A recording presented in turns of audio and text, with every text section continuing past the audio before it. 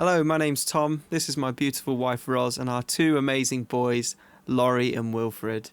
We've been living in central Portugal since 2019. We make videos about our life here, as well as our amazing adventures exploring this beautiful country. Hey everyone, a little bit of a different video today. I thought I just wanted to sit down and share some of my knowledge and experience of living in central Portugal now for 3 years.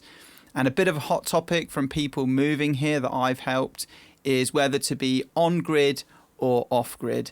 Now, firstly, what does that mean? What does that look like? Because off-grid to some people could be different to other. Now, to break it down, the basic thing would be to not be connected to mains electricity, mains water and mains sewage, and to provide your own energy and like water resources to your property.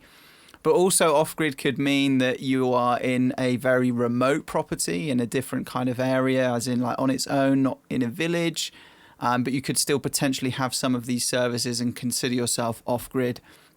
Now, our house here, we have made the decision to be on-grid, but we kind of are a little bit off-grid because our water is supplied from 2 wells, but we are also connected to the mains water as a backup option.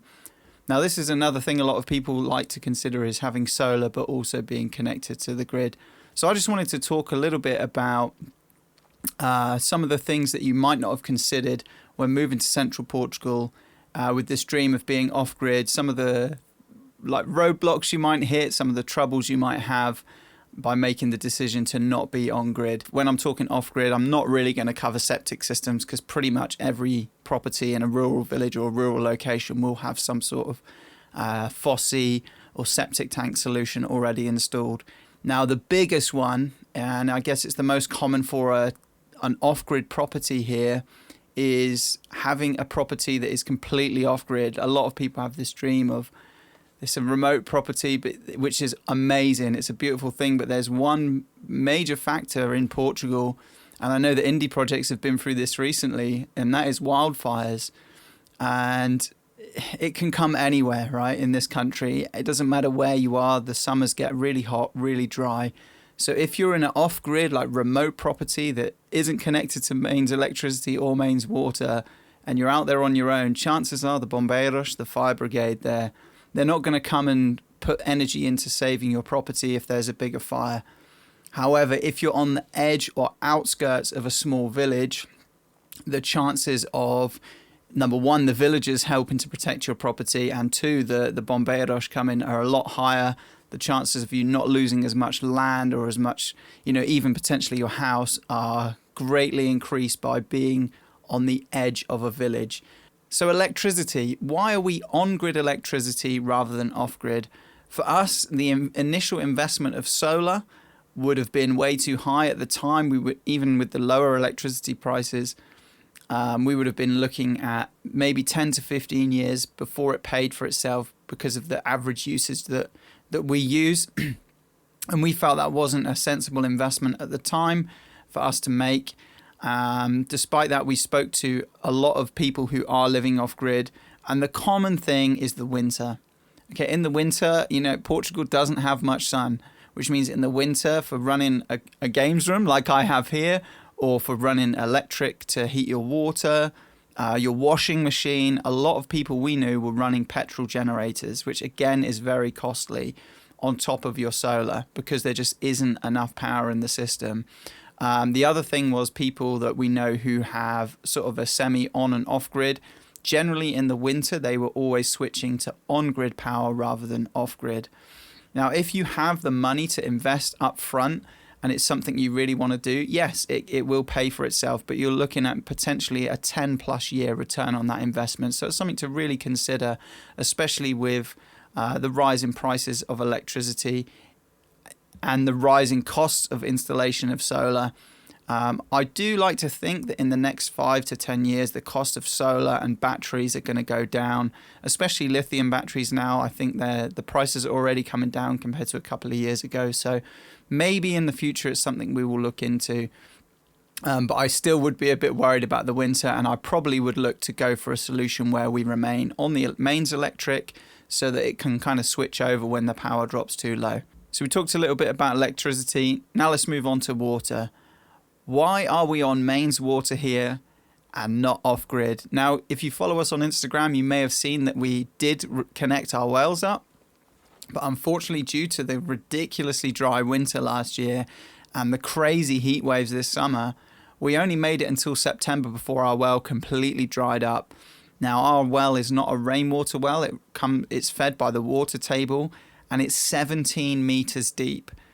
And the water level would have dropped below the level of that 17 meters. So the ground, like the water table and the groundwater is so low at the moment. It's crazy. We've had some rains and it's still not come back up.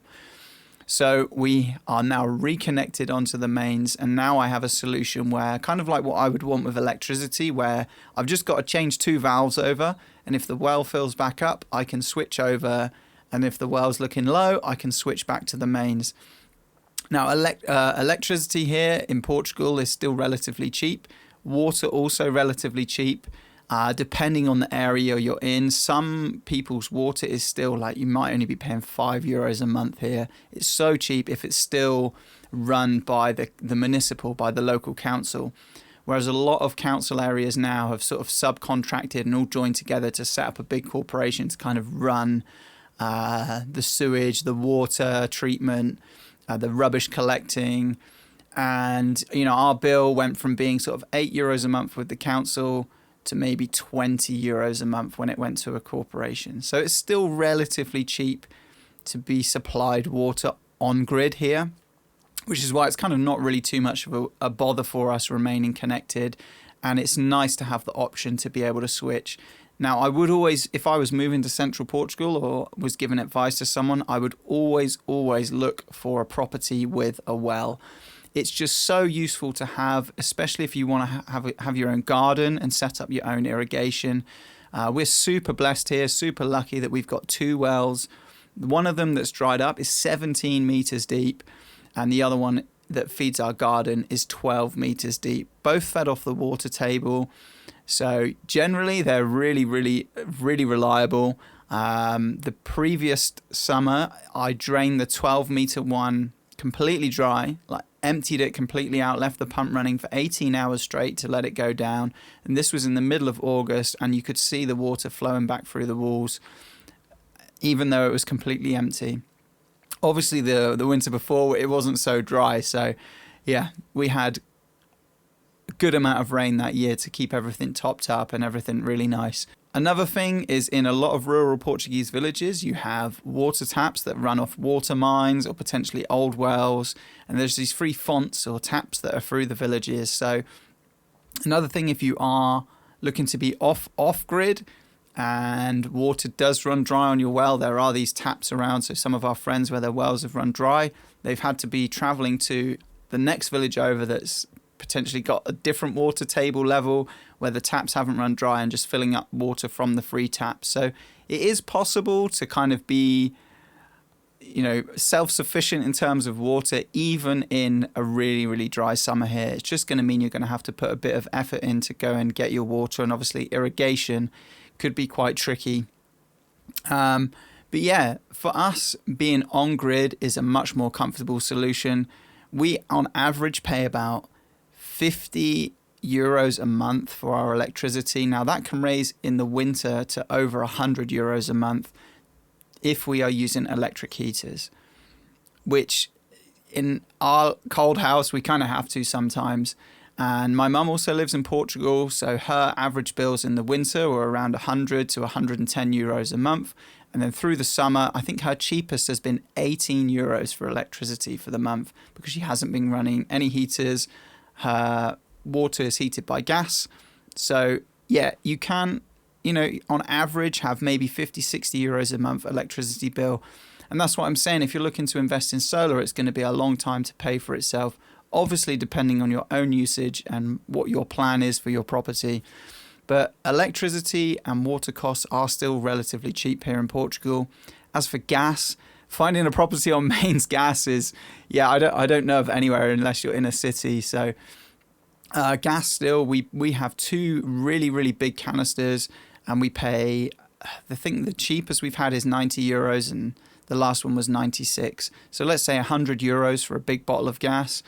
And one of those can last us nearly a year because all it does is our hob on top of our oven, and our oven is also electric, which is something I should have mentioned earlier. We have an electric oven, so if we're doing baking or roasting, we're using the oven on the electric, and we're still only paying maybe €60 to €100 a month on electricity. Anyway, I hope this insight has been pretty helpful for you guys. I know it's a bit of a hot topic in terms of what should you do, look for somewhere off-grid, on-grid. The biggest thing for me that I would say to anybody looking to move to central Portugal with the dream of an off-grid property is be wary of the fire risk. Make sure that the area you're looking in, what's the trees looking like around it? Is it a full-blown eucalyptus plantation? Is it flat brushland? What's the access routes like if you need to escape in a fire yourself? Have you got multiple options? If you're looking for that really remote off-grid property, the main thing you should be concerned about is how would you deal with a wildfire situation? And again, obviously the water is very important for that, because if you've got a good enough water source in the summer, you might be able to save your own house. Before leaving, if there was a fire in the distance, you could use your own water to water the roof of your house, water the perimeter of your house. You might lose your land, but you might be able to save your house if your off-grid water solution is more than capable. So I hope my insight has been pretty helpful for you guys. I know a bit of a boring video compared to the usual content, but I really want to start sharing some more of my knowledge on central Portugal. We've been living here for 3 years. I've helped... I don't even know now. I think I've helped at least 10 to 15 people move here and find property. We do it all on a donation basis, just something I really enjoy to do. I love this country. I love sharing this beautiful country with more people. So if you've got any questions, please leave it in the comments below. Or if you want to send us an email, we'll definitely get back to you. Or if there's any other topics you would like me to cover in like a talking head video like this, please do let me know in the comments below. Or again, fire us a message on Instagram. And thanks very much for listening. Thanks for watching. Hopefully we'll be back to the normal adventure content very soon. Until then, ciao.